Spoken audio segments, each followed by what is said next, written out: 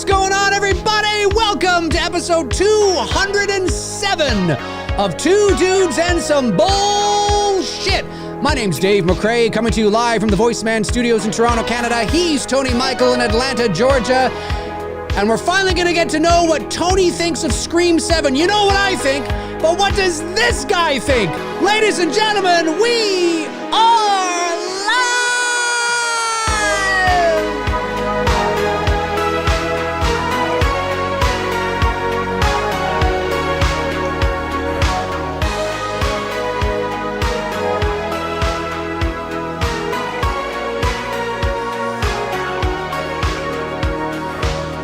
We are live, ladies and gentlemen.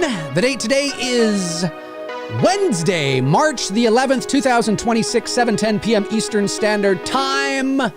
Welcome, everybody, to episode 207 of Two Dudes and Some Feces. Tony, how are you? Good, man. How you doing? I'm doing okay. I'm doing great since my Buffalo Sabres are rocking it.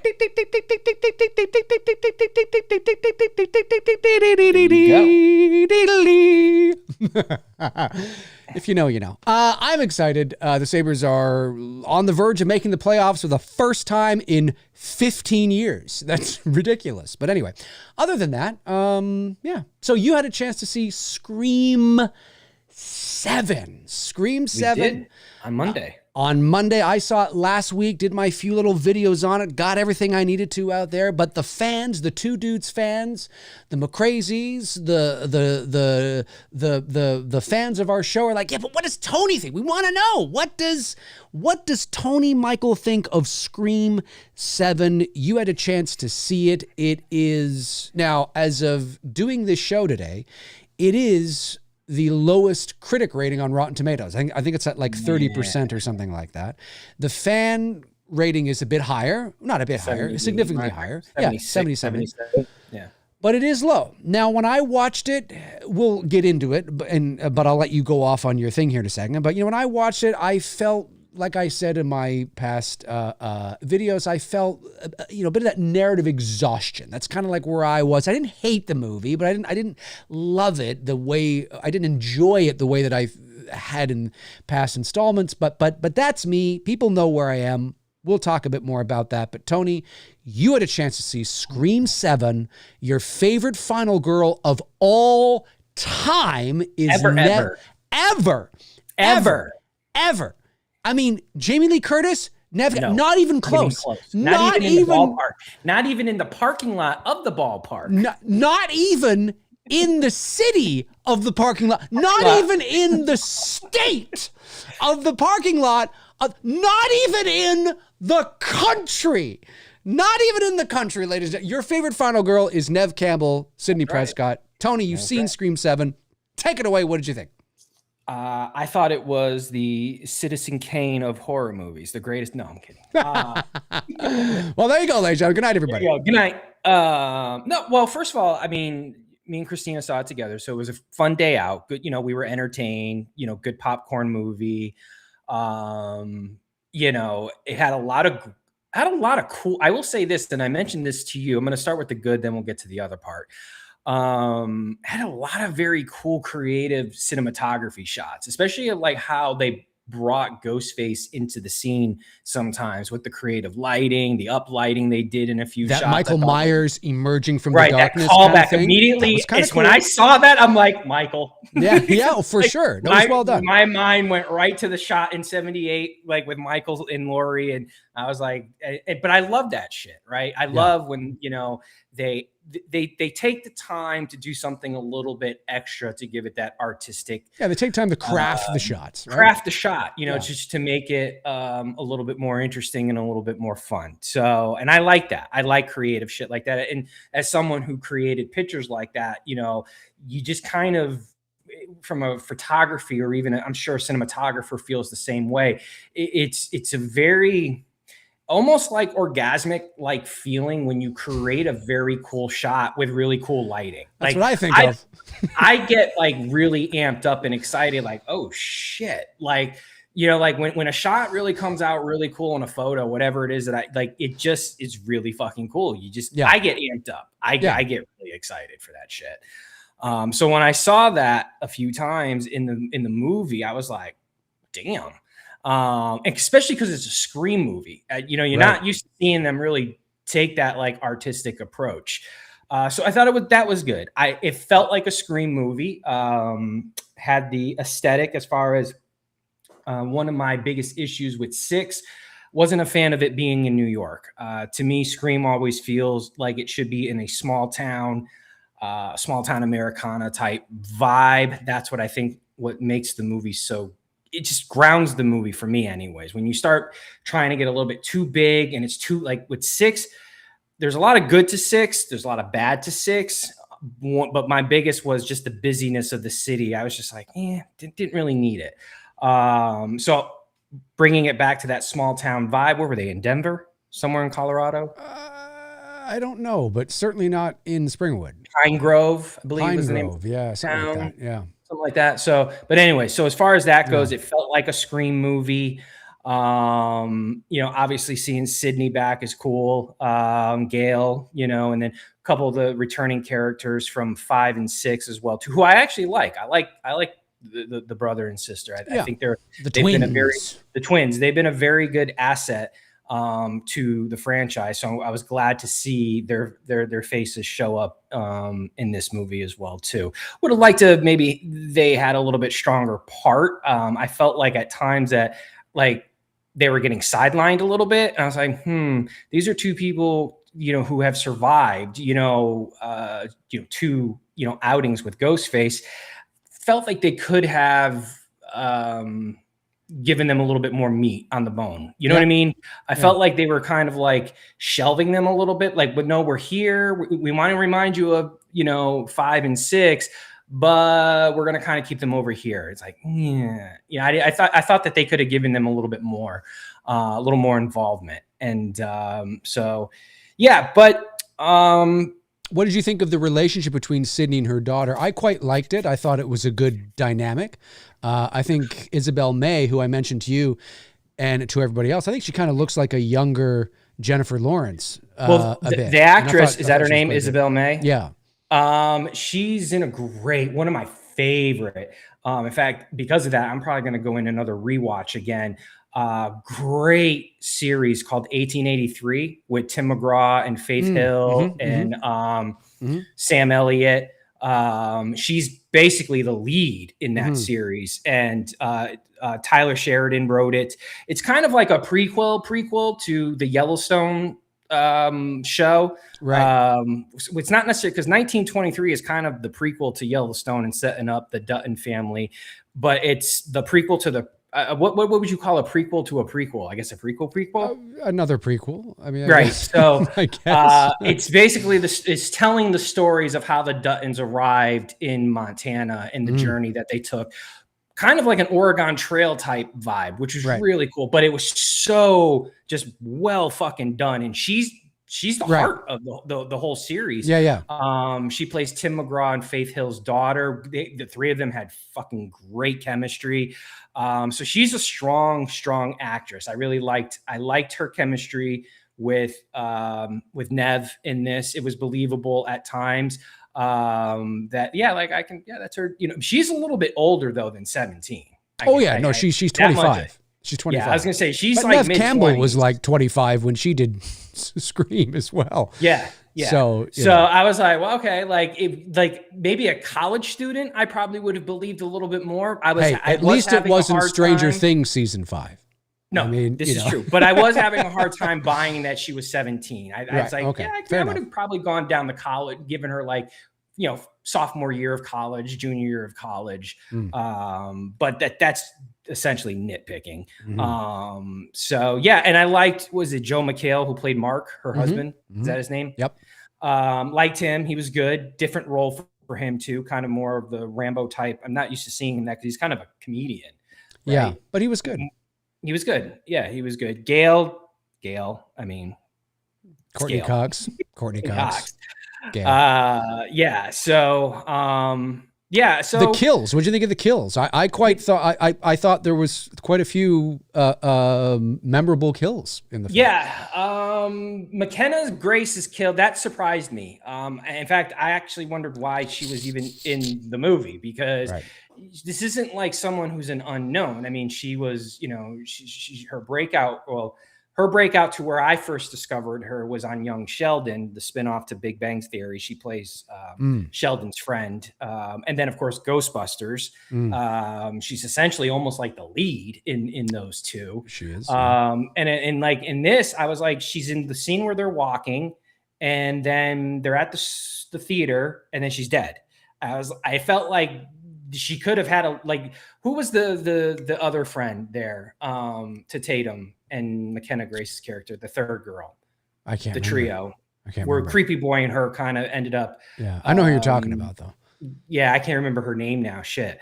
But I've just felt like, I mean, I loved the kill. I thought it was a very creative kill. With Ghostface, swinging her back and forth on the Peter Pan, which I'm assuming it was Peter Pan was the play that they were doing. It looked like Peter Pan. Something like that. The little thing going back and forth. And that was really cool. And then the cinematography of the shot of, with Nev coming in and she's kind of silhouetted there, almost looking like a ballerina and shit. Yeah. That was really cool.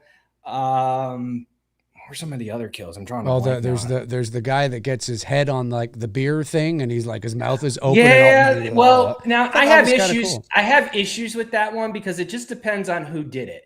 I see what you're saying. Of course, you and I are no strangers to working out. And look, I can push weight.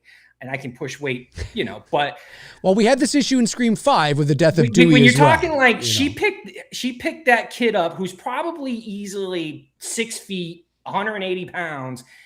If it was his mother, or even if it was the other dude that did it, okay. Essentially in that scene, my only issue was like, are we going supernatural with Ghostface? Because that looked too easy to do. When you're picking up dead weight, essentially the kid was wounded, so he's basically dead weight at that point. That looked too unless fluid. It's Ronda Rousey under the Ghostface mask. Look. I mean, put me in a ring with Ronda Rousey or Gina Carano, and they're probably Ronda Rousey puts me in an armbar, I'm done. You know what I mean? So it's not minimizing a woman's strength, but even like I said, even you and I who lifting weights, and whatnot, when you're picking up dead weight and just placing it on the beer thing like that, it looked too easy. It looked too fluid. And I was like, and for a brief moment, I'm like, are we getting into like Ghostface is more superhuman with superhuman strength? So that was my only issue with that. And then the girl who gets it, how did she get it? At the end, the very end, getting shot in the face. The creepy boy's interest, the one who gets planted on the bar thing. I forgot how she dies now. Oh, I forget. God, this movie's so memorable. I can't remember. I like the boyfriend at the beginning when they're at Stu's house. Yeah, those were kind of the thing in the eye and the whole. That was kind of that was all right. That was all right. Her falling down directly on the knife. Well, that's that probably would have hurt Ghostface a lot more than. Again, that's why I was wondering, like, are they going into this whole but I supernatural thing? But yeah. So I don't know. I don't want to shit on the movie, but like I feel like that's what we're about to do. And I was trying to think of but I was trying to think of more positive things to say or what else did I like before getting into the negative, not the negatives, but more or less the disappointment aspect of it. Well, okay, let me throw you a thing and then you run with this. So you and I have been big proponents of keeping Stu Macher dead because we really like, we think it's better thematically. We think it's better for the character. Why not take, I just think it'd be better. But even you and I watching this movie, because the ending we both kind of feel wasn't, you know what I mean? Even you were like, so, take it away. Like, tell me your whole thing here with this, because this is You're talking about the reveal. Yeah. Well, and Stu and you know. Okay, we'll start there. We'll start with Stu, and then we'll go to the ending. Now, I loved seeing him in the movie. It was exciting to see him back. Great to see Matthew Lillard back. He totally gets into the character. I mean, he for me, like most of us, him and Billy are forever. They will be Ghostface, right? Like for most of us fans. They started it all. And it's his persona. It's just the way he does it. It's just so convincing. So that part of it was really cool to see. The story they built around it, I was like, okay, like dude wanders into a mental institution with amnesia, doesn't know who he is because of a head injury. All right, like look, as far as storytelling goes, that may not be true. That's the story that this guy told. Right, but I'm saying like if that's how they want to, like, as it was happening, right? And I'm thinking in my mind as it's unfolding, I'm like, well, I've seen horror movies where the stories are a lot worse, you know, like it's like I'm not, you know, I'll roll with it. But then when you get to the end, here's two parts that you know that I have, and actually Christina laughed at me for mentioning this because my eye was quickly drawn to it immediately. And you know when you're used to photographing things and you're seeing like something change as far as symmetry goes, when they're on the patio and crazy dude from the mental hospital is bringing out his accomplice. Rewatch that sequence again, because the person who comes out through the fence is a much taller and a much bigger person. When that person gets up to the daughter, again, much taller, much bigger person, that when they do a cut back to the crazy dude and then a cut back to Ghostface standing behind the daughter, Ghostface shrunk like about 6 inches and was a lot thinner. And I knew immediately it was going to be the blonde chick. And it was so blatantly obvious. I don't even think they even bothered to put her on Apple boxes. You know what I mean? For those who don't know, to Apple boxes to make someone appear taller in the frame of a shot. It was so blatantly obvious that I even said something immediately to Christina, right as we were walking out of the theater, that I didn't like that. I could clearly see that wasn't this, because usually Ghostface is played by a stunt person. And you can clearly see that it was a stunt person who walked through the fence. It was in a much bigger person. And then when they cut to her revealing herself, it was a much smaller. Well, and they wanted you to believe it was Stu. That caught my attention right away. And well, that too. But like when it's so blatantly obvious on screen that they're not even trying to make an effort to keep the symmetry of the person that they're eventually going to reveal here, I knew immediately, and I even called it early on in the movie that I had a feeling it was going to be her. And I don't have a problem with it being her, but like when you're making a movie and you're not even putting in the effort to like not disguise it, and watch it again when it comes out. I'm sure it'll be out on Paramount Plus within a month. When it gets to that, go to the ending and watch it, and you'll see exactly what I'm talking about and how much of a huge difference that the stunt person in height and size compared to the woman. But yeah, when it revealed it was her and her motives, I was just like, okay, it didn't make any sense. And this is where you and I have talked. I would have much rather them, even though I'm a fan of keeping Stu dead, they should have just said, fuck it, let's just go for it. It's Stu. He's the killer. And okay, we're here. In fact, you don't even need the crazy guy at that point. It's just Stu, by himself. And his accomplice is already dead. I just didn't like that. It was just like some obsessed person. Like, I didn't get her motive. Like, if you're so obsessed with Sydney and you want Sydney to be a part of the equation, well, why the fuck are you trying to kill her? It made absolutely no fucking sense to me at all. It was just, it felt like they were trying to come up with something and they really couldn't stick the landing on it. You know what I mean? Like, it was just like, well, she's an obsessed fan, like how her cousin was in Scream 4, obsessed with her cousin and, wanted to be just like Sydney, wanted the fame, wanted the notoriety. This chick, I don't know what she wanted. Do you? Well, I think, well, I mean, my understanding was that, and again, I've only seen it once. The chat room can chime in, but yeah, she was obsessed with Sydney. She was upset. Was she upset she wasn't in New York or something like that, or she didn't go to New York or That part I something? get. And there, but look, the you know, the short end of it is that she was another obsessed person, you know, of Sydney, and then you got the mental institution guy that's just kind of there as well, and you know, the reveals and the motivations, and my issue has been that I'm with you, that I have been team Stu dead for a long time, and I still am, by the way. But watching this movie, they did such a great job, and Matthew was so great in the role, right? He's so charming in that role. Charming is a weird word to describe it, but I think you know what I mean. And he's so good in that role that you're hoping it sort of is him. Now, if he has a charisma, of course, that 100%. And he's the most like what you would picture a Ghostface killer being, even personality wise, right? You know, I'm going to get you. Oh, you're there. I'm going to fuck you up. It's going to be so great. It's going to be amazing. I mean, you imagine, yeah, that's exactly what a Ghostface would be like, right? Some of these reveals in some of these movies, you're like, really? You're Ghostface? Right. You know what I mean? And so when you get to the end, if you're not if you're not going to make it Matthew Lillard, if it's not going to be him, then who it ends up being and their motivations for doing what they're doing better be really strong, because you've sort of led people down this path. And so, as I said, and I think you'd agree, the issue is that the issue is not that it wasn't Matthew Lillard in the end and being Stu. The issue is that who it ended up being and their motivations were not strong enough. If it was like, then that's a different thing. And then you don't care that it's not him, right? Sorry, go ahead.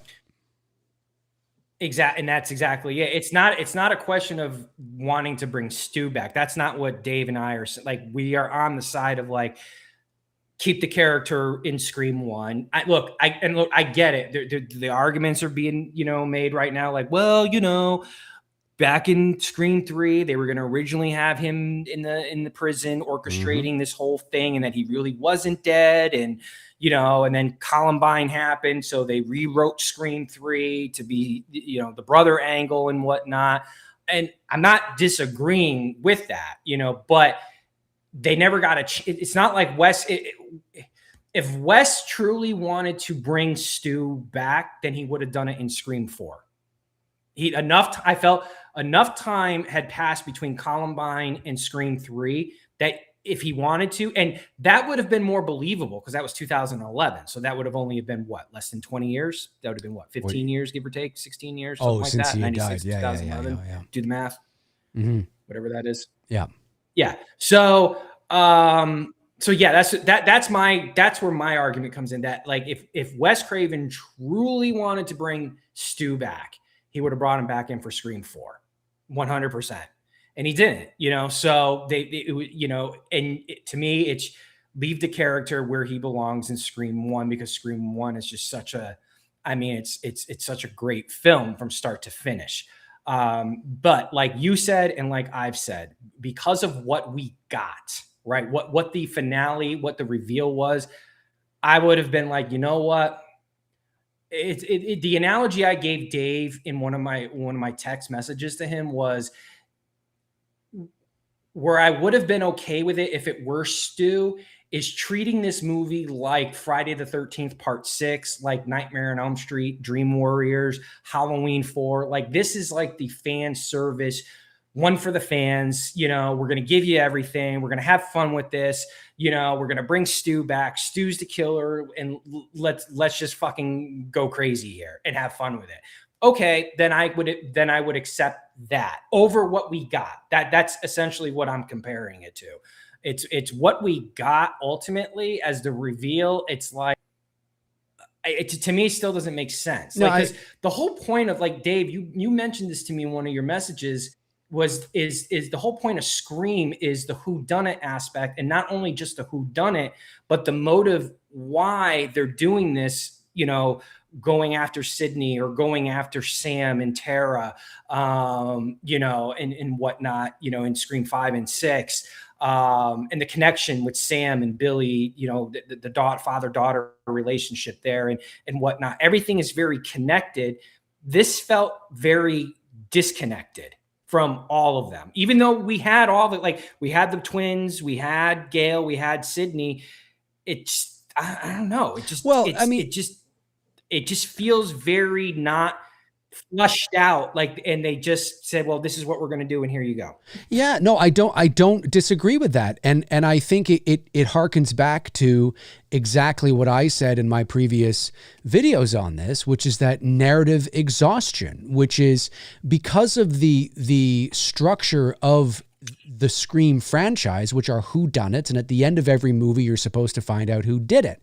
And so every movie is its own thing. There are no cliffhangers. There's no story that carries over. So every movie finishes. All the arcs are complete. Right. And so Sydney Prescott, for me, and I only speak for myself, but I think you feel the same way, is that she's been done since the third film. Right. Well, she's been done since the first film, because every movie, right, is you can watch the original, never watch another one, and the story is over. It's done. Right? You can watch 1 and 2 and the story is over. You can watch 1, 2, and 3 and the story is over. You watch 1, 2, 3, 4, the story, 1, 2, 3, 4, 5, the story, 1, 2, 3, 4, 5, the story. I mean, you don't have to watch the sequels. It's not like there's a cliffhanger that is the catalyst that gets you go, God, I got to find out what happened next. Because every Which does story make Scream great for that reason alone, that right? each one ends and completes itself. Yes, and it could be part of the reason why it's been successful at having many films in the franchise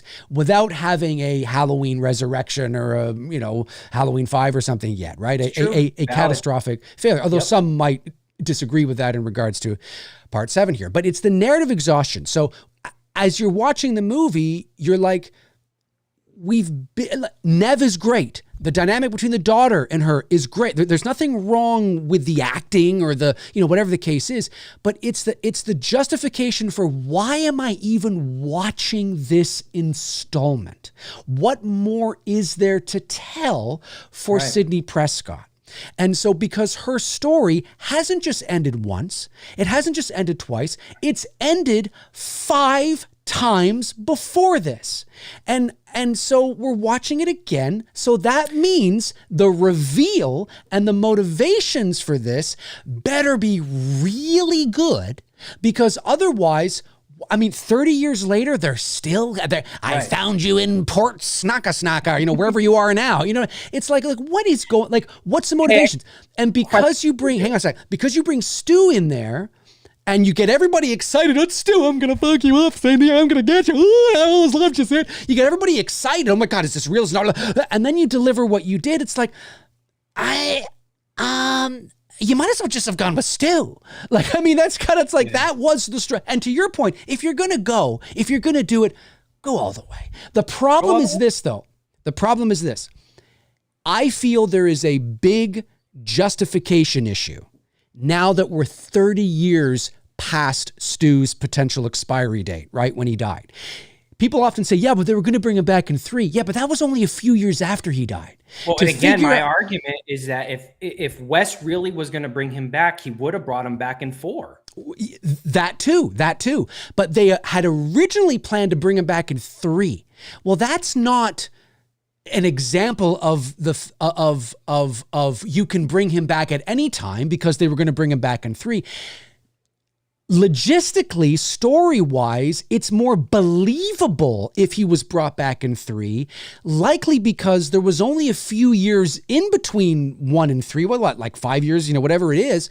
And so 96 to 01, yeah, you're right. Well, but in the actual, like, story, right? I gotcha. Yeah, like it's, you know, a few years. And so to come up with reasons why nobody knew, where has he been, how long has it been hidden, what's going on, and the fact that you honestly believe she would not have known Stu was alive this whole time. That's what I'm saying. It's easier to believe that over the course of a few years than it is 30 years because where has he been living? What has he been doing? Nobody know. Like there was no hospital. It's not impossible, but it's more difficult to do over 30 years. And I think Williamson and company and everybody, I think they know this. They know that, which is why they're trying to have their cake and eat. Not that they're not. I still think there's a possibility they bring him back as alive, but they know that. But to your point, if you're going to do it, then go all the way. If you're going to bring Stu back and he's not going to be alive, don't bring him back.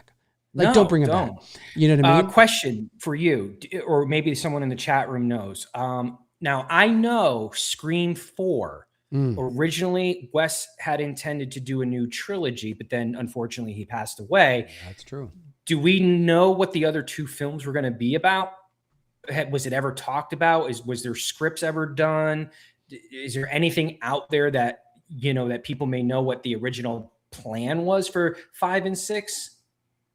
I don't know. I don't know either. I know Wes wanted to do a new trilogy. That much I do know. But then he died. I don't know if there was anything ever like, was there, even if it wasn't a script, was there a treatment? Was there an outline? Was there, something that they wrote up that this is what we're going to do? I was curious if anyone knew that or if you knew that. I don't. I knew there was potential new trilogy, but Scream 4, funny enough, just was actually not very successful at the box office, relatively speaking. And so that kind of put a hinder into things. But 4, I know, is a huge fan favorite. You really like 4, I love 4. Yeah, I love 4. Oh, yeah. Yeah, it's a huge fan favorite. Yeah, but like, to piggyback off of what you said about going all in with Stu, right? And again, like I'm looking at it now, like rather than just teasing us with him being this AI, whatever. Well, I don't think you could do that again. No. And the disappointment because of her reasoning and why she did it is where I was telling you in my first, moments after seeing, not moments, but hours after I'd seen it, I had sent you a text. And I felt like, they probably should have just went all in and went with Stu. Now I've heard there was a test screening. Test screening where they brought Stu back and it didn't test positive. First of all, I want to know who these yahoos were sitting in the room, because I just don't buy that. Because what we got meaning compared to what we got, like you're telling me this is what we got is better than just saying, fuck it, let's just bring Stu back. Unless I agree with you 100%. I'll let you finish here in just a second. Unless what they shot for Stu's return, because we still don't know exactly what they shot. We just know, we shot 2 endings, one where he's AI and one where he's back. Well, what did you shoot? Was it just really awful? Was it just really shitty? And that's why people were like, oh, no. Actually, you know what? It's actually better that he's AI. Because or because we're under the impression that, no, it's this amazing reveal and he's back and it was amazing. Who knows? Like, I want to know what's the quality in terms of the justification and the reveal. And I don't know. I mean, to your point, right? Like, really? People decided against it? That's compared to what we got. That's all I'm comparing it to. And I'm not saying like, we got to bring Stu back. I'm saying, no, they shot it down. It didn't test well. And then this is what we get instead. And this performed better. I'm not buying that. It's like the whole critic review thing. Like, I think the review thing with the critics is very intentional because of everything surrounding Melissa. Is it Barrera, who I love her character. She's great. I wish that they could find a way to build a bridge back with each other, because I think her presence was very much missed in this one. Mm-hmm. I can tell you this much. I've rewatched the series here recently twice. I went through it again twice on a rewatch, and don't really care for Jenna Ortega. I mean, I like it, meaning like in that if she's not in it, I'm not going to miss her. Right. I actually did miss the Sam character. Right. I wanted, like, I know her story is wrapped up, but should I tell them my idea? My balls, my insane nutty idea? Well, we both agree because we had this conversation the other night. I don't know. I'm gonna get lynched if I say it. Okay, because she has a big fan base in this franchise. Well, and I think I'm gonna get killed if I say this. I want you to say it. Hang on, two things. So first, Koi Dusk 78 says yes. The plans were to continue Emma Roberts' character for 5 and make Gail the lead for 6. Apparently, I don't know if that's true, but according to Kyo Dusk 78, that is true. Number 2, we both agree, and I've talked about this because I've wanted more, because people are like, oh, there needs to be a Scream 6 with Sam and all that kind of stuff, or a Scream 7 with Sam, blah. And I know the plan was to bring her back, right? But like I've said, and you agree, that, well, at least, whether it was intentional or not, at least her story is wrapped up. You could look at it that way, right? She leaves the mask on the ground. It was her father's mask. She walks away with her sisters, lives happily ever after. I don't feel like there's more to tell with her. There is the cinematic language. There's the answer. She leaves by leaving the mask behind. It's not just any mask. It's her father's mask. By leaving it behind, she is leaving the past behind. That tells me she's going to go on and not become like her father. End of her story. Now, I do know that they wanted to continue with her. And I think there was an idea about how that, I don't know if it was 100% in stone, but I do know they did play around with the ideas of maybe making her Ghostface or something like that. But you told me last night, imagine if they did this, what would people think? Go ahead. Oh, my idea? Yeah. My idea is dark and really fucked up. It's very dark. But do it. Let's see what the chat says. Let's see how the chat feels about it. Before I go into it, let's paint the picture here. Okay, when Dave and I were, what were we, sophomores in high school when Scream came out? Well, we were 17. So yeah, I was a sophomore because I graduated in 98. So that would have been sophomore year in high school. Yeah. So you have to understand, when we went to see this original film, Drew Barrymore was like front and center on everything. And she's in the trailers and all this stuff like that. Yeah. And all of us were dumbfounded in the theater when we saw her get killed in the first 10 minutes. We were like, what the fuck? Never in a million years would I have guessed she was going to get offed in the first 10 minutes. And this is before Neve Campbell became my Scream queen, because I only knew her from Party of Five, and I never really watched Party of Five. So I was already like, what the fuck, man? But then of course, Neve, she was a sweetheart, and, I loved her by the end of the movie, and she became my favorite final girl. And the rest is history with that. So there was a shock value to that original Scream and that opening Scream by killing off Drew Barry. I mean, it was very much like social media wasn't really around, but that was the big talking buzz. Like in school, social media wasn't around at all. No, but we were talking about it like at the lunchroom, like fucking Drew Barrymore gets killed in the first 10 minutes. Like, what the fuck?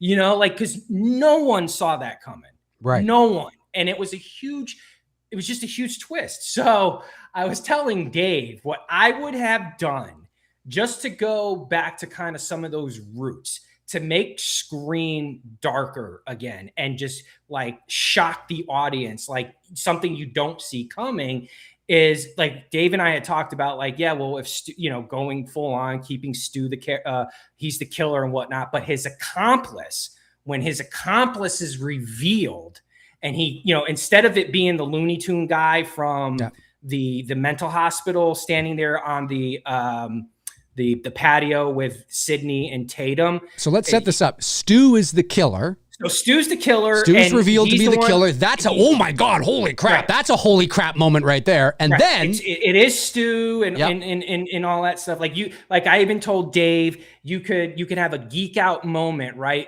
In where Ghostface kills, or we think kills, the husband. He's standing over the husband, lifts up the mask. You see Stu's face. It is Stu. Pulls out the phone. You see him unlock the phone. You see him about to call Sydney as he's looking down, lowers the mask back down. And then in Scream 5, I believe they introduced a little side button thing that can do the voice modulator and activate a voice modulator. He hits the send button, puts the phone up to his ear. You hear Sydney on the other end say hello, and then you hear Stu say, hello, Sydney. So it's the first time you're ever seeing Ghostface make the call and Right. say the iconic line in cinema, and the fact that it's Stu. I mean, that's more like geeking out horror fanboy shit, right? Yeah, Like, it's fan service, but it's good. It's fan service, right? So, anyways, we know the killer is Stu. Stu chases Tatum all around fucking down, which, by the way, I did like that. I really did. One of the things I will say I liked that they took Ghostface out of his confined element, and they had a good stalking scene with Tatum in the downtown area. I thought that was really good because Ghostface is usually confined to a house or a small area. You don't get a lot of big chase scenes like they did in this one. So I thought that was cool. So anyways, we know it's Stu. Stu kidnaps Tatum, brings her back to the balcony or to the house. She's strapped to the chair. He's back there. Sydney arrives. He pulls the mask off, talking. And then he talks about his accomplice. We see the gate open. The accomplice walks out. And without fucking hesitation, this is where it gets dark. Without hesitation, without even blinking an eye. Any hesitation, ladies and gentlemen. None. Fucking slits Tatum's throat and kills Tatum. That's a Drew Barrymore moment because we fully expect the daughter to live. I mean, that's because Scream. Even though it's at the end of the movie, it's still shocking. Yeah. Right. Because Scream always plays it safe. So you kind of know Gail's not going to die, Sydney's not going to die, and Tatum's not going to die. You can almost guarantee that. But if they killed her, that would have shocked everybody. Like everyone would have been, what the fuck? You know, and she's dying in front of Sydney. And when that ghost face pulls the mask off, it's Sam. It's Melissa. Now imagine that. So now it's Billy's daughter, where her motive is, you killed my father. Your mother fucked my grandfather and ruined his marriage. This is her revenge. You know, she's killed a couple times. She killed the cop in Scream 6. She killed the brother, so the sister, shot her in the head. She killed Richie in Scream 5. So she's got a taste for blood. There's motive there. So maybe she goes fucking Vader and goes to the dark side. And then there's one last thing you do to shock and make everybody squirm in their seats. And you know what it is? What? You end the movie there. Cliffhanger. Right. Cliffhanger. You end it there. You know Tatum's dead. Yep. And you know the two Ghostface are Sam and Stu, and that's it. Yes. But they would never do something. No, of course they would never do that. But imagine that. You don't I would love it. I know there's no Scooby-Doo moment. But there's no 10 minutes explaining why they're so evil. You don't know their motives. You might assume, right? But it's not revealed why they did what they just did. What's going on? How did you two get? What, Stu? How is Stu alive? Sam, I thought you were in. Now you're here and do. Oh my God, we're gonna find out. No, roll credits, baby. Roll credits now. Roll it. And then that gives you fucking 2 years to be like, what's gonna happen? Everybody's debating online what's gonna happen, right? Everybody would be debating that. It would be the biggest psych out ever because no one would be expecting Melissa to be showing up in the movie. No. You know what I mean? That's what I mean by I wish they could have found a way to build that bridge back with each other and give us that kind of twist. And it's a very dark twist. I get it. Look, I get it that they would not do that to the Tatum character.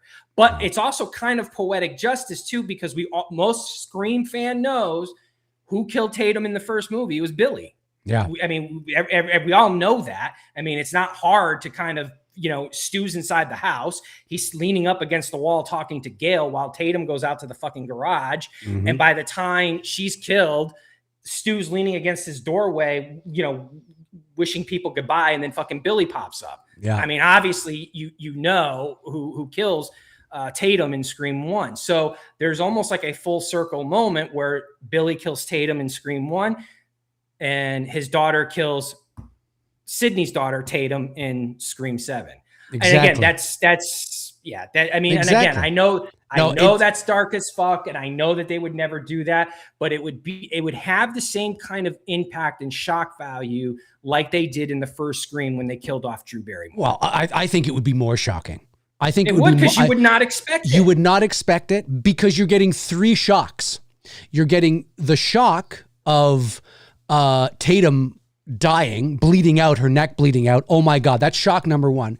Shock number two, even though you're kind of expecting it, but still, shock number two, Stu was alive. Oh my God, Stu was alive. Shock number two. Shock number three, Sam is his accomplice, and the reveal. Accomplice. And then actually it's 4 shocks. You get the 4th shock, which is bye-bye, end of movie, cliffhanger, see you in a couple years. Right. See you in a couple years. I don't know what's going on. I don't know what's going on. Yes. Rowan Kennedy says, Dave, why are you screaming? Damn, that's loud as fuck. Well, we're talking about Scream. What are you, new here? What, you've never seen me yell and scream and bitch and moan before? And it's Scream. Exactly. This is the show where you gotta scream, Rowan. Anyway, Rowan, excuse me. Yeah, that is a very dark, because it's very dark, and look, I know. What they would do is they'd kill her. You see her bleed out, and then at the end of the movie, you'd see her being put into an ambulance going, I'm going to be okay. Yeah, right. She's giving the thumbs up like the twins do. Yes. 100%. No, you don't do that. You kill her, man. Like, no. Yeah, no, you're done. Like, no false, and it would give Sydney motive, right? You would have you would build this motive for this, like, whoa, like what's going to happen in Scream 8? Sydney's going to be on a full-fledged revenge tour for her daughter being killed. Yeah. And Scream 8 would end up being a very intense, back and forth movie. And the way I would do it, to be honest with you, with Scream 8, I would end it where Stu dies, Sydney dies, Gail dies, and Melissa lives, and she continues on with Ghostface, right? Everyone's dead, and you could set up she's going after her sister, Tara. Well, no, you set it up where everyone dies, right? And the movie cuts to black, but then before it rolls into credits, we're in a new town somewhere, and there's a young girl making popcorn. She's home alone. The phone rings, and you hear the iconic Ghostface line, and it's Melissa, and the legacy continues on. It continues on because. I mean, at this point, what else are you going to do to breathe new life into this franchise that hasn't been done before? You know what I mean? Like, you need to kind of, get some balls of steel here. No pun intended, but you do. Yeah. Like, you really do. Well, you got to do something. You got to do something that makes it shocking and oh, fuck. And not just keep playing it safe. That's all they do. How many times has Gail been stabbed and this chick is still alive? Well, look, stabbed, shot, you know what I mean? Like, what the fuck? I totally agree 100% with everything you're saying. I've said that here on the channel. We both have been huge proponents of not only keeping Stu dead, we talked about that, but we've been huge proponents for years. This is nothing new. For years, you and I have wanted a Scream movie to end on a cliffhanger. Now, again, that goes against traditional whodunits, but it can still work because you're just extending it over 2 movies instead of 1. And it keeps the DNA there, but it injects some new life into the franchise. And it's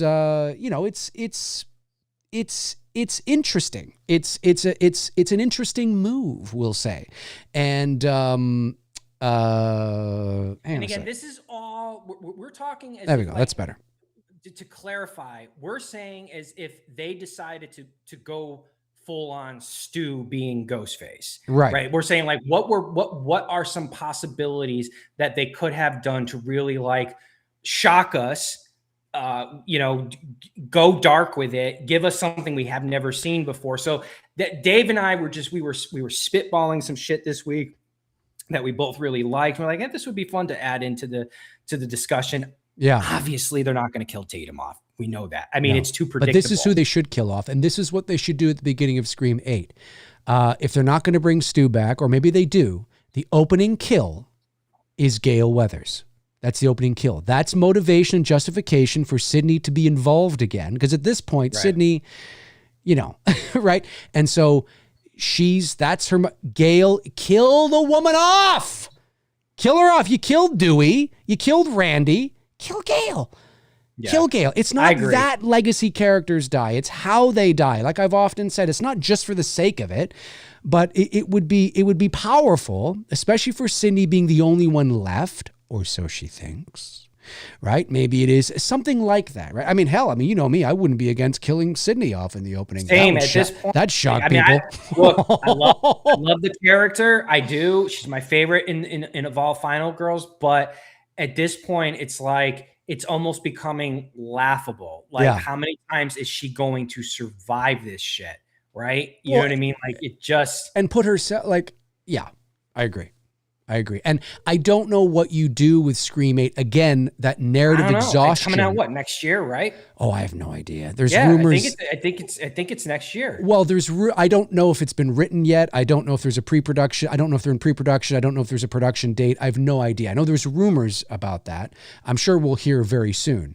But I'll just say that I don't know if Kevin Williamson is to be believed, and he is saying, no, we're leaving Stu dead. Okay, well, Scream 7 then should be the last time we see him via the AI, because you don't want to continue to do the AI thing. That's That would be stupid. Right. And so, okay, so then that means they're going to have to figure out, so you're going to go ahead with Sydney Prescott again, or Sydney Evans, her name is now. Okay. So it's like, well, but I feel like that Ryan Reynolds, I think, that gif where he takes off the mask, he's like, but why?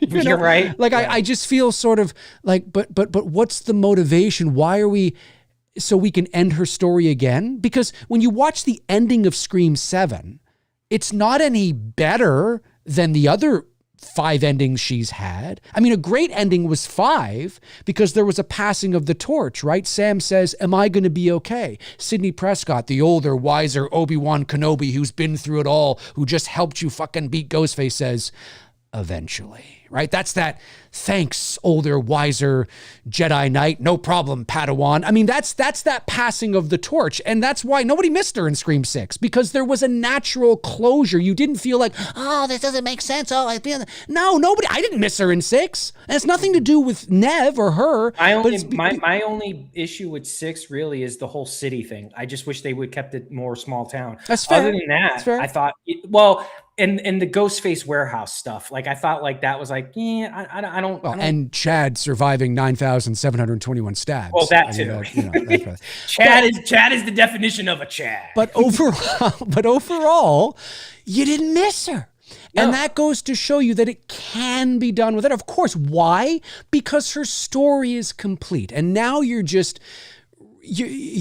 ending her story again and again and again. And you're not doing it any better than you did, but like, there's nothing more to tell with her. Let her have her happy ending, for God's sakes. Let her have her happy ending. You don't have to have her. I know she's the Jamie Lee Curtis and Laurie Strode of Scream, but Scream is a different thing, right? Because Halloween also had cliffhangers.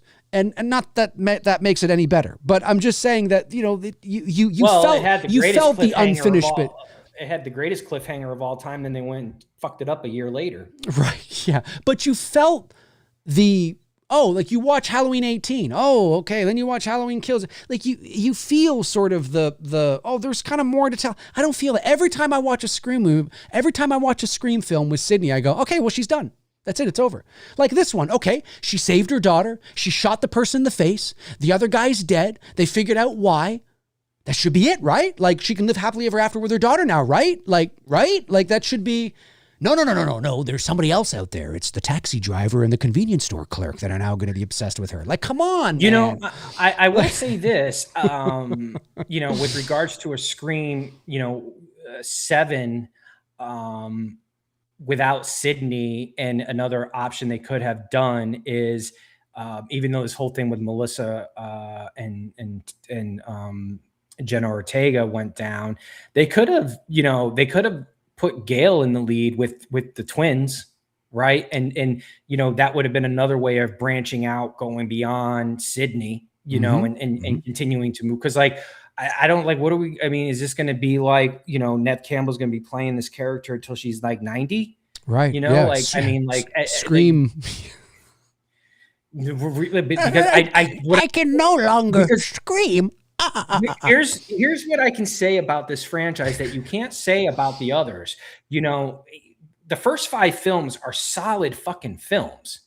Scream 1, It's fucking great. Scream 2 is a good sequel. Scream 3, I've warmed up to it a little bit more. It's unfortunate we didn't get the original plans, but I'm Scream 3 is growing on me.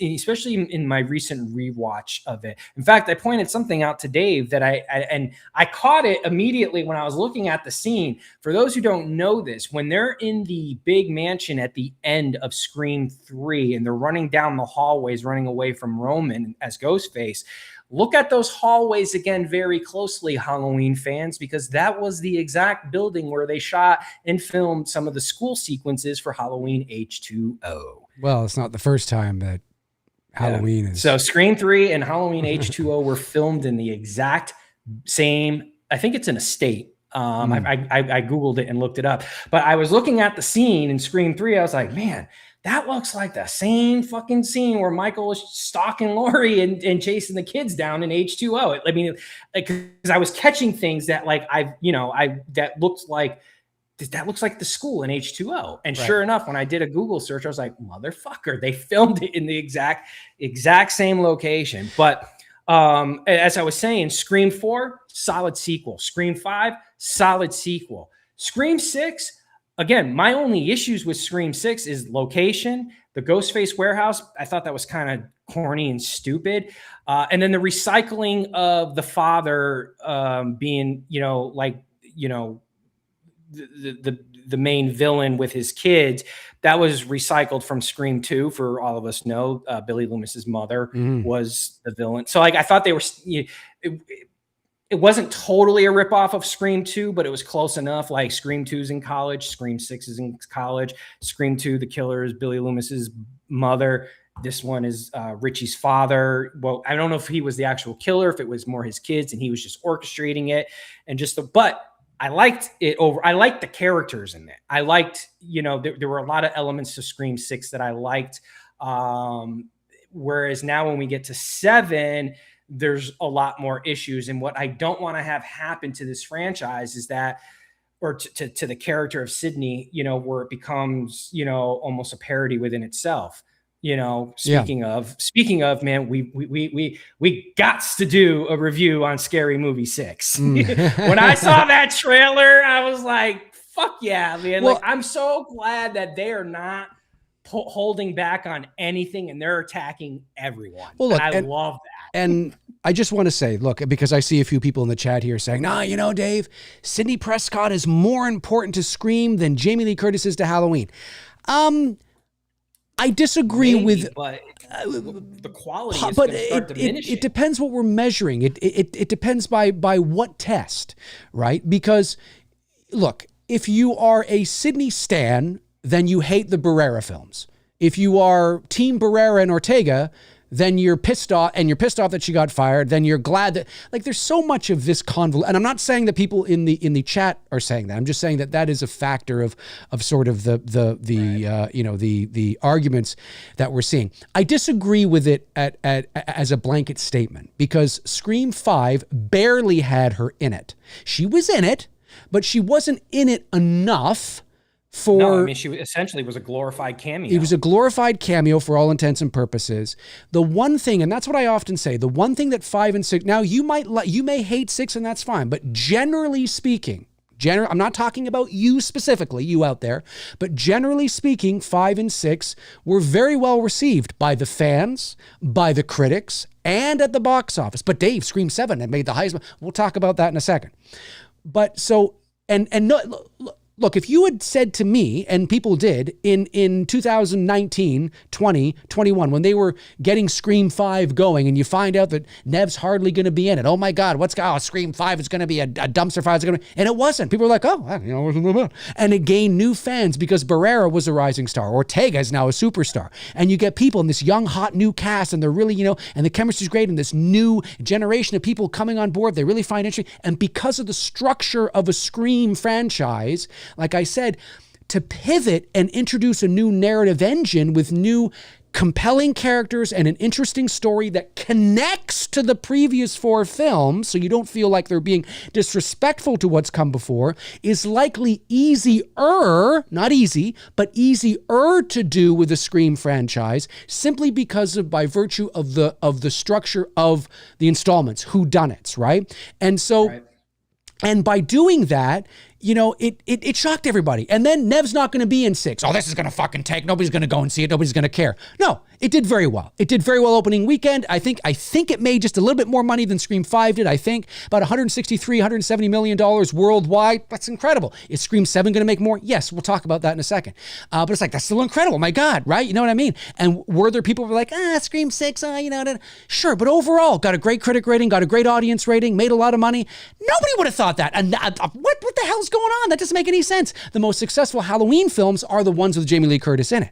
And so, not that that's, you know, there's reasons for that, of course, but so that's interesting. It's interesting. It's, wow, maybe this can work. And had Melissa Barrera not been fired, they would have gone on with her, likely without Neve Campbell, and it likely would have worked again. Now, we don't know that for sure, but it's interesting. And it's like, maybe this really can work without Sydney. It's not disrespectful to Sydney. So the question becomes, well, why? Why can it work without Sydney? Why? Because her story is over. Whether you realize it consciously or not, I'm not saying you don't love her. You don't love seeing her back in the role. It's always fun. It's nostalgic. There's my girl. There's Sydney Prescott. She's my favorite girl. There she is. Oh, that's Sydney. Wow, there she is. Sydney Prescott, old and rugged and middle-aged. Not old, but, you know, middle-aged now. And there she is. And this is really cool. It's nostalgic. Of course, 100%. I'm right there with you. But from a story perspective, I don't feel any loss. And I don't feel any loss when she's not in it if the stories are really good, because her story was complete. I would feel the loss. I would be like, what the fuck's going on? Where's fucking Sydney if her story was not done? Right? If we were like, oh, you can't just end it there. That doesn't make any sense. What's going on? I would feel that. Oh, this is, what the hell are we doing? Why are we going off over here telling this story? Where's Sydney, baby? Come on, her story's been done 5 times already. Right? And so that's why 5 and 6 worked in the ways that they did. I don't think they would have if you really felt that, hang on, where's Sydney? What's going on? This doesn't make any sense. So is she important to Scream? Of course.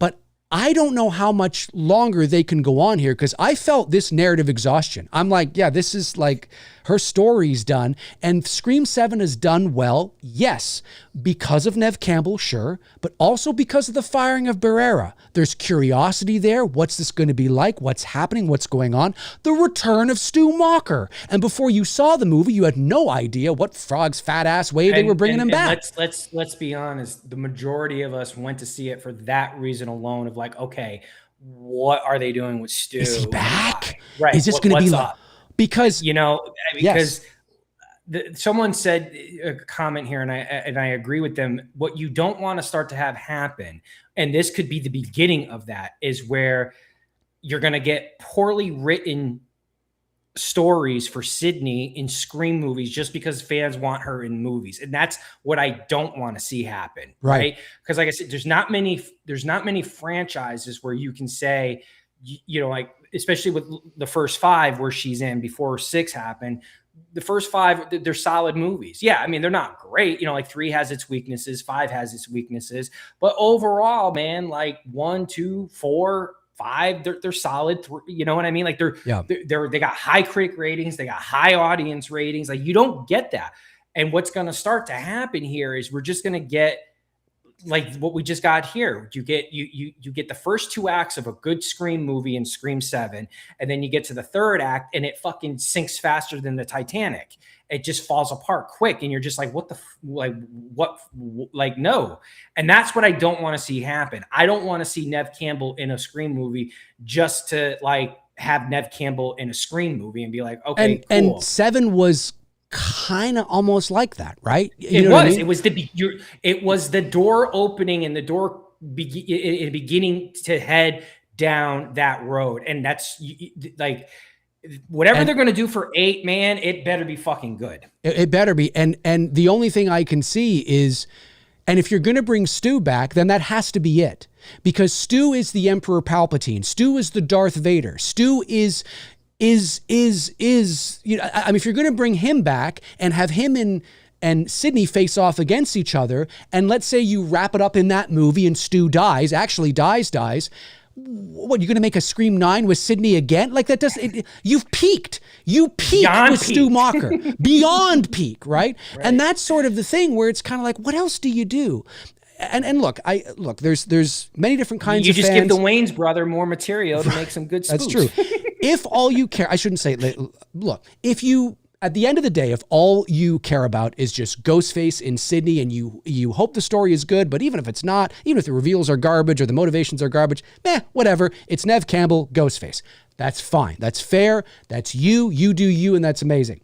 But there are other fans out there that are like, why am I watching this? You know, I think about these things. What's the story? Is it properly motivated? Do I care? Do I believe? Do I believe this? Do I really believe it? And Scream 7, I didn't hate it. I enjoyed the nostalgia and the Stu thing. I'm like, oh, this is really kind of cool.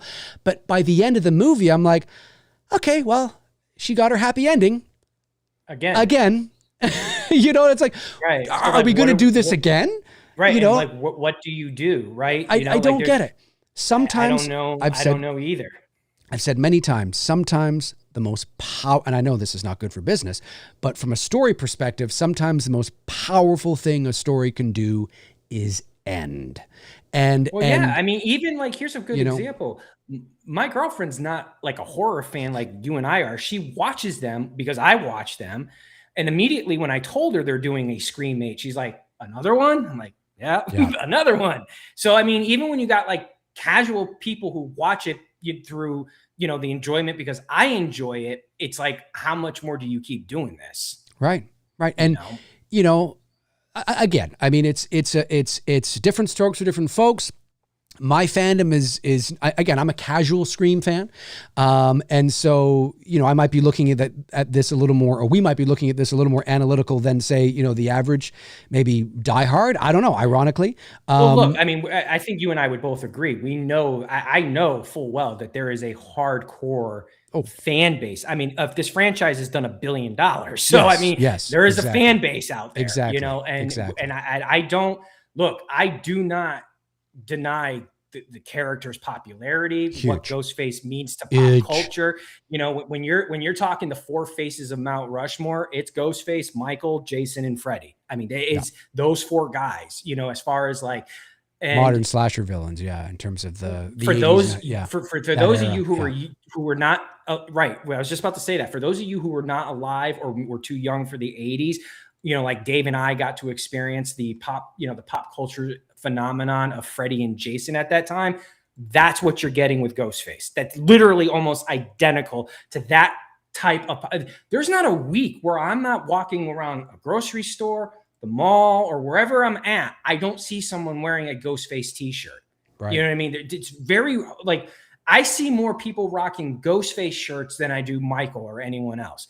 That character has certainly transcended the pop culture lexicon. And I don't deny that. But at some point, man, you don't want the movies to just start to have diminishing returns in their stories that they're telling us.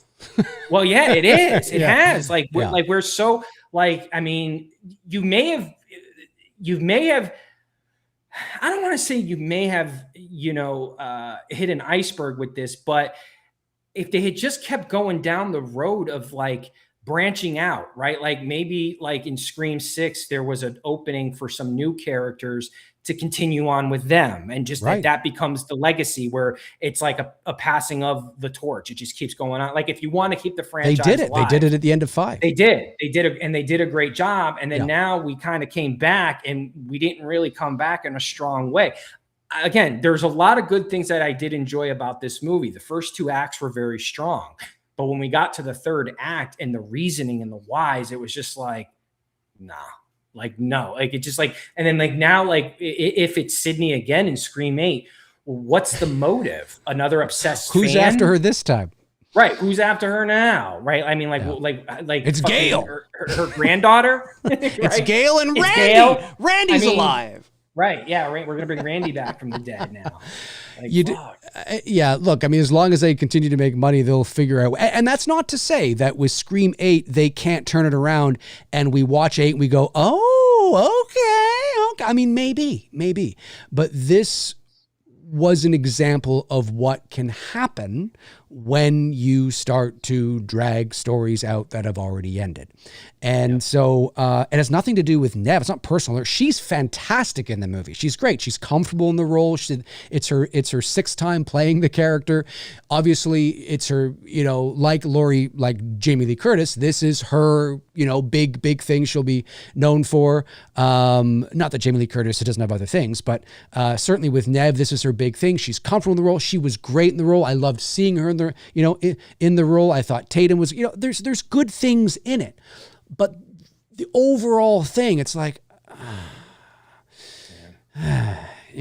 we've done this already. And it wasn't as strong as the other installments, in my opinion. But there are people that hate it, that hate 6 more or hate 5 more. That's fine. It's fair. You hate, we hate, you love what you love. But, I think, anyways, we've sort of talked about it, but I mean, let's go to some Q&A. Yeah, let's get these. I know a bunch of super chats came in, so let me get these. Go all the way back to the beginning, and we've got Josh McKenna sends in $1.99, says, how many Scream movies have you seen in the theaters? I've only seen one, Scream 7. I saw Scream 2, Scream 3, Scream 4. I did not see Scream 5 or 6 in the theater. Those I watched here. I watched those with Dave for the first time on the podcast, and Scream 7 I saw in theater. Cool. Dr. Corndog sends in $5, says, I like Scream 7, especially since I saw Strangers Chapter 3 the night before. Strangers 3 is a 4 out of 10, Dave. Do not attempt to watch that trilogy. I haven't seen the new Strangers trilogy yet, but I hear it's pretty mediocre. That's what I hear.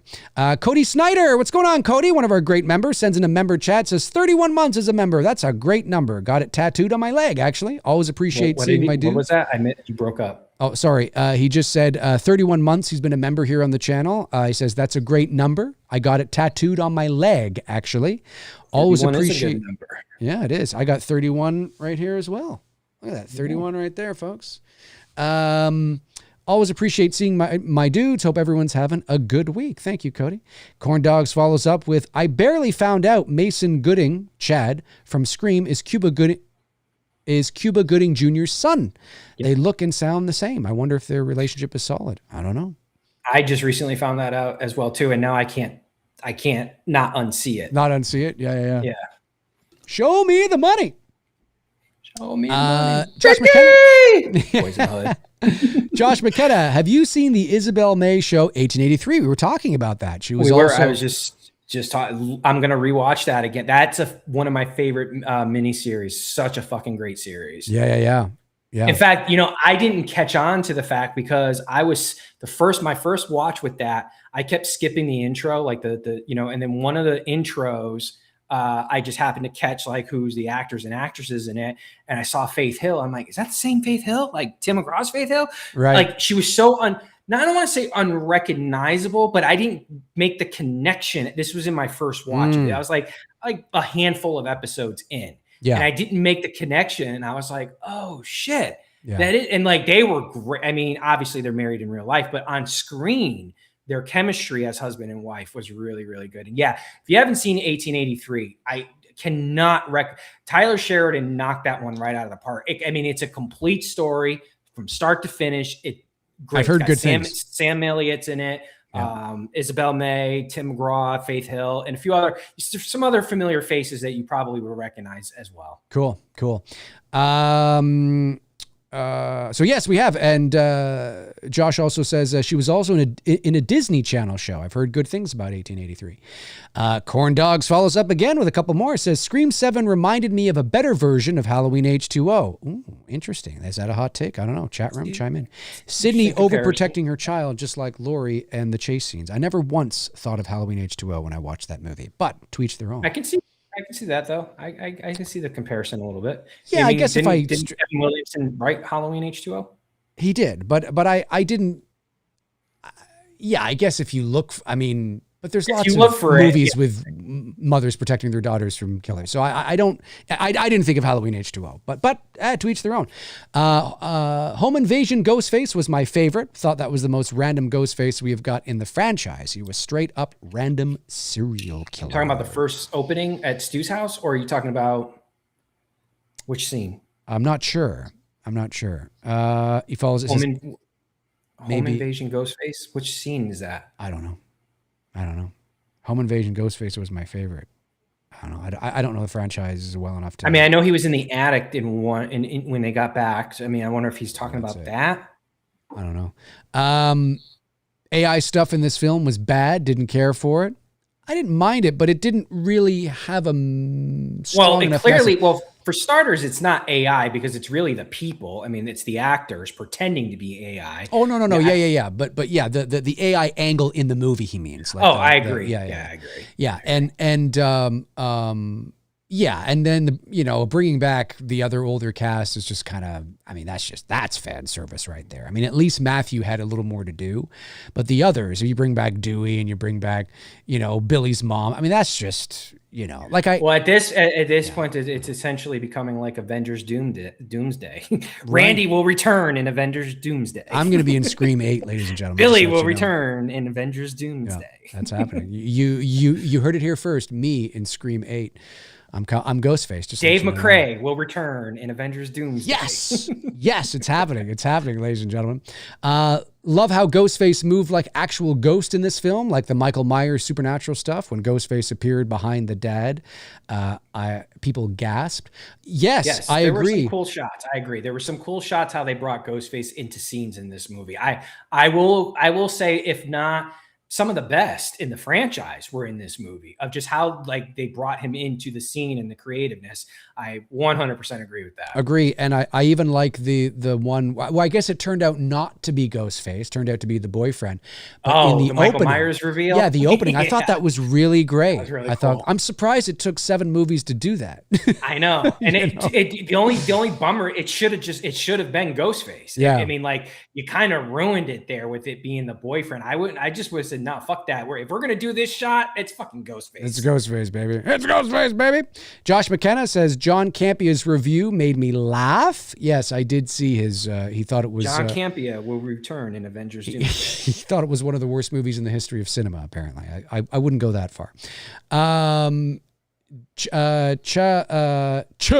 Black 25 sending $5. Thank you.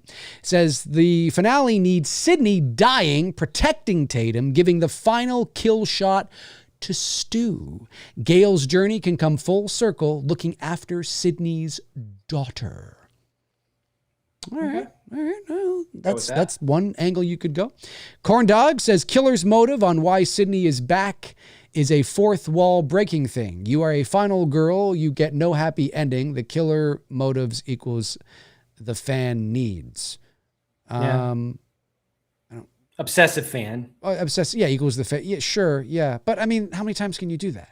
I mean, you did it with her cousin in Scream 4. It's just, it's over. So it's like, you're right. I mean, how many times do you recycle that plot? Yeah. It's over, folks. No, it's over. It's over. I never cared for Sydney being gone in Scream 6. I just want a good slasher. Melissa Barrera fan called me racist for liking Scream 7, and I'm black. Well, then they're just an idiot. They're just an idiot. They're an idiot. That line, I can't like you now because you're a Republican and you're racist. From the Scary Movie trailer. There's going to be so much people. Yeah, that was from the Scary Movie trailer. I have to admit, I've only seen the first Scary Movie, and I haven't seen any of the others. This one looks really good. I like the first one, and then, it didn't. Then just became this. This looks really good. I will admit, I'm not a big Scary Movie fan. I did like the first one. It was fun. And then the rest just kind of like, meh. But this one, from what I've seen in the trailer, looks like a fun day. It's probably going to make more money than Scream 7. Probably. Just because of the fact that it's going to piss everyone off. That's it. Brandon Collins, $5. Thanks, Brandon. Says, Final Girls only really work for 2 or 3 films. Halloween got around that by continually rebooting the continuity. Scream doesn't have that luxury. And you know what? You're not wrong. You're not wrong. You know, people say, well, Jamie Lee Curtis was in, listen, she was in half the movies. She wasn't in all of them. There was 3 she wasn't in, 4 she wasn't in, 5 she wasn't in, 6 she wasn't in. You know, the Rob Zombie movie, I know the character of Laurie Strode was in it, but she wasn't in the Rob Zombie movies.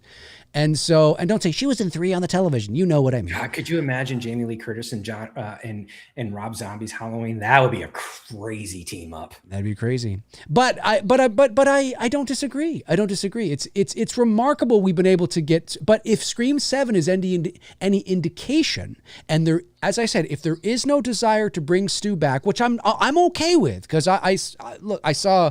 Somebody in the chat earlier said, he's dead, let it go. Maybe he was talking to somebody else. Like he must be new here because we've been professing keeping Stu dead for years. Yeah, like we're not saying we want Stu to be alive. All we said was like, look, comparing it to what we got, essentially, it's like you might as well have just brought Stu back and bring him alive. Because the ending was not. Because the ending in this was so terrible. It's like, I would have just said, all right, well, let's just bring Stu back and then we deal with it afterwards. Like, right? Had the reveal been Randy's sister, had the reveal been Sam, Sydney's father, oh my, what's going on? Had something, and then the motivation's got to be solid too, right? It's a it's a 2-pronged thing. Then the fact that Stu was AI, nobody'd care. Nobody'd care. But you, right? Or like what this person just said a second ago, Tatum is the killer. Yeah. Or so I'm like, what the hell is going on, right? But you really feel that, detriment that, when things are just, oh, Stu's not the killer. Oh, it's her. Oh, it's him. Oh, that's why. Oh, okay. But we've seen this before and we've probably seen it done a bit better. And okay, that's it. So that there's no twist. There's no cliffhanger. Happy ending. Nev Campbell gets happy ending again. Oh, okay. All right. That's good. Can't wait for Scream 8. It's like, I don't know, man. Come on, Kevin Williamson. We believe in you. We believe in you, Kevin. Get into the writing room and you can get something that's going to make us go, whoa, no, oh, I didn't even see that. Oh, it makes me look at all the, oh, no. So oh, you think you know? Oh, you don't know, bitches. Do they have that in them for an 8th installment? I don't know, folks. Just look at history. How many eighth installments in slasher franchise makes you go, oh, not too many. not too many, right? Not too many. Black 25 says the series greases its wheels on the possibility that Sydney pops up. Even if she isn't in one, we wonder if she'll pop up. When she goes, it's over. It's true. Corn dogs again. You going to see Mandalorian and Grogu? No. Is it really a different feeling for Star Wars? Could be. I will wait for Disney Plus. Did you Jabba the Hutt CGI? I haven't watched anything Star Wars in years. Same. Years now. Like, just I don't know if I'm just because of my age and just I don't know, just kind of outgrown it a little bit. Well, I'm just done. I'm just done with it. Pretty much. Like, it was part of my childhood, the original trilogy. And then the prequels were fun, but it just, I think I'm kind of past it in my life now, like I don't hate on it. I don't, I'm not about to tell look, if you love it and that's your thing, cool. You know what I mean? Like, I will say though, I've caught a few of these like AI short stories that are getting really good on YouTube where they've brought in Hayden Christensen as Vader. And I've caught a few of them those are pretty cool and how they've tied in some of the AI. It's cool. Yeah. The OG stuff. That's pretty cool. But like, I haven't, like if I had kids or something like that, maybe I probably would be a little bit into it and watch it a little bit more, but and I celebrate, if people are really excited for, I think that's awesome. I once the sequel trilogy ended, which I am very mixed on. I love The Force Awakens, loathed The Last Jedi, and was, 50-50 on The Rise of Skywalker. Right? The Rise of Skywalker gets panned as the worst in the three, and a lot of people feel that way, and that's fine. I don't. I think it's the Last Jedi which causes the issue. But overall, I'm like, I really liked the first one, hated the second one, and was like, the third one. So after that ended, I'm like, I'm good. It's over. Like, it's good. I've been very. And I think you've been, you maybe not. Maybe your brother was a bit more expanded. But when it comes to Star Wars, I'm very linear. Well, my brother's really into it. Okay, so I'm very linear. Maybe you're the same way in the sense that Star Wars to me is the 9 movies. Like, that's for me, it's the 6, and I'm done. Well, that too. Well, for me, it could be the 3. It could be the 3. But I'm more the Anakin storyline, like, I'm good, right? As soon as, I actually won't even really watch Phantom Menace. I'll start with Clone Wars and I'll end with Return, and I'm done. Yeah. Well, I mean, obviously we grew up with the original trilogy, and so we were in our 20s when the prequels came out. But yeah, for me, Star Wars is just really the canonical films. I'm not saying I like all those movies. I don't, but it's just it's the canonical films. Beyond that, the books and the cartoons and I have no idea what's going on. And so because the movies are essentially done, I'm just like, it's like, and the Grogu thing, I just don't. I mean, it's cute. Maybe I'll catch it when it comes to streaming. But I did. I'm sorry. I had the only recent Star Wars I have watched was the Kenobi series, because Hayden was returning as Anakin and Vader. And so I did watch that. That was cool. It was cool to kind of see Ewan McGregor as Obi-Wan and Hayden return in a few scenes as Anakin and whatnot. But as far as anything else goes, I'm like, I have no fucking clue. I think also even like my taste in horror is evolving as I've gotten older. Yeah, like that happens. Like I saw a trailer today. Looks really good. It comes out in May. It's this movie called Obsession that Blumhouse is doing. It does fucking looks really good. Like that psychological type horror films, like It Follows, They Follow. It's got to be coming out this year, right? But, yes, and speaking of that, by the way, folks, the movie Undertone. The horror movie Undertone comes out this the Canadian weekend. One, right? That you were promoting. Yeah, it's an indie Canadian film shot right here in Toronto in the neighborhood of Rexdale. I know where that is. It was shot for $500,000 US, but that's about $650,000 Canadian. So it's an under $1 million film, which is not surprising because it all takes place in a house essentially, right? And there's like, 1 or 2 characters. I mean, it's not as shocking as you might think. But it looks good. Apparently it's great with the sound design. I'm a big sound person, so I'm really looking forward to seeing it. But it played the festival circuit last year. A24 picked it up. So A24 is the distributor. And they are distributing it this weekend. And Canadians, we Canadians, we do horror. I mean, we do horror pretty good, just saying. So go out and support Undertone this weekend. Now, is it getting a nationwide release, or is it going to be in limited theaters? No, I believe it's a nationwide release this weekend. I'm pretty sure. Okay. I'm pretty sure. All right. So check your local cinemas for that. I mean, it's A24, right? So I'm pretty sure they're putting. Someone just said they haven't shot They Followed yet. I thought they did. They haven't. I thought that was coming out this year. I'm not sure. Shit. Well, damn. I'm not sure. Okay, let's get a couple more here. Corn Dog says, Melissa fans still want to cancel Scream 7, but it overperformed 150 million worldwide so far. They also plan to boycott all the upcoming Paramount films. Well, with 150 million worldwide, the Scream 7, the Melissa Barrera and Ortega fans did not boycott the movie. I mean, some did, for sure. But part of the reason why it's making so much money is because of the curiosity. What is this movie going to be? Because I guarantee you there are people that want the movie to fail that also went to see the movie, ironically. But it's a success. I've never understood the whole boycotting of any. Well, that's because you're not Gen Y.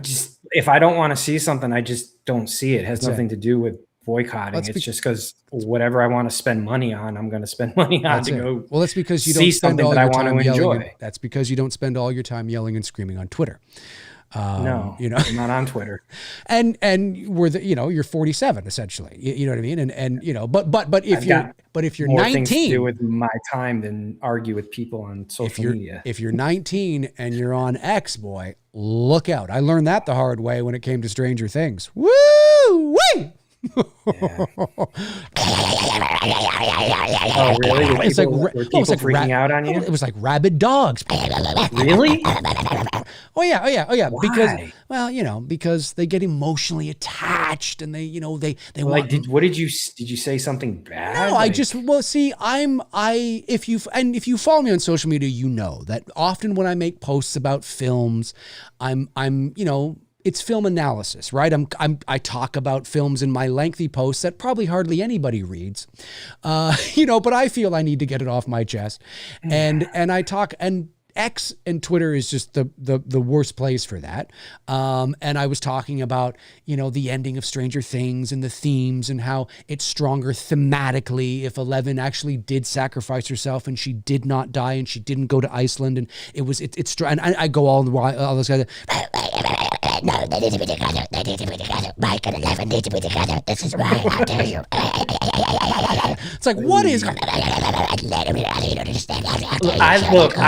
I've said it. I think. Did we ever talk? I don't think we ever talked about it. I think I mentioned it to you. The only thing I thought about the ending was they left the door for them open to the point that when these kids are older and if they're not doing anything in their careers and the Duffer Brothers are not doing anything and they're like, hey, want to get the band back together again? We're still young enough to do this. They can arguably do it based on that, but I hope not. I hope this is, she sacrificed and it's done and everyone, goes on with their careers. Mm-hmm. But you and I know show business is show business. And then 10 years from now, people may be feeling a little different and they may be like, well, that's why they did it. That's why they did it. So they could have that option. Right? Exactly. You know what I mean?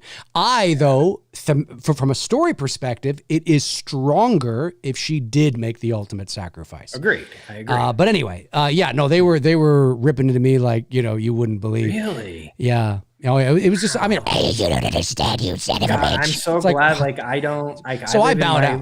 Oh, yeah. I live in my little bubble. Oh, and I don't do any of that stuff. I still have Twitter or X. If you want to follow me there, you can, of course, but I am very selective with when I use it and what I share now because it's a cesspool it is a gigantic cesspool of diarrhea, that X account. Really? Sorry, Elon Musk, but it really is. I have one Instagram account now. I just share my work and occasionally some personal stuff, and that's it. Yeah. No, it's crazy. It's crazy shit. Okay, hang on a sec here. Last two. Lee the Machine Bowers. What's going on? Lee sends in a very generous one of $49.99. Thanks, Lee. Says, hey, D&T, I have a gut feeling that Stu is alive. And the FaceTimes that Sydney and Stu had on the first call scene was the real Stu because the line Stu says, I've always had a thing for you, Sid, seems legit because no one was around to hear that from Stu. Interesting angle. Lee follows up with, and there's no record of Stu's but I never found his body. Arriving in the morgue seems suspiciously strange. Well, that's what he said. That's what that that's what that crazy guy said, right? I mean, the fact that the crazy guy ended up being Ghostface, now you can't believe anything he said, right? So, the records could be there. He could just say they never came in. They never found his body. I mean, you can't believe him. He turned out to be Ghostface murdering people. So that's just the story he told Sydney to help perpetuate, the whole thing. So I don't know though. We'll see. I'm not entirely sure. And then let's go Buffalo, says Flavor Eddie. Yes. Bomb. Let's go Buffalo. And then Lee with one final one here, $4.99 says, can't wait for Doofy to return in scary movie. Yeah.